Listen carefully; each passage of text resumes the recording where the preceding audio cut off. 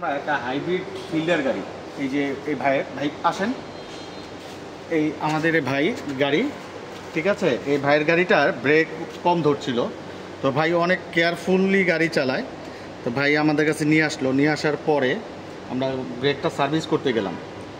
Service করতে যাই দেখে এই যে দেখেন পাইপটা কী পরিমাণ টিউমার হয়ে জায়গায় জায়গায় টেম্পার ছেড়ে দিছে। তো আলহামদুলিল্লাহ ভাই খুব কেয়ারফুলি চালায় দেখে কিন্তু উনি সময় মতো না এসে এটা চেক করছে। হ্যাঁ, এখন এটা যদি সময় মতো চেক করা না হতো তাহলে এই পাইপটা ফেটে যেত, ফেটে গেলে রাস্তায় ব্রেক ওয়েল পড়ে গেলে কিন্তু আপনার গাড়ির এই ব্রেক বুস্টারটা ড্যামেজ হয়ে যেত। তো যারা এই হাইব্রিড গাড়িগুলো চালান আমরা রিকোয়েস্ট করব আপনারা আপনাদের গাড়ির এই পাইপগুলো, বিশেষ করে এই পাইপগুলো একটু চেক করায় নেন। হ্যাঁ, যেমন এই ভাইয়ের মতন যাতে এরকম যাদের পাইপগুলো ফুলে গেছে,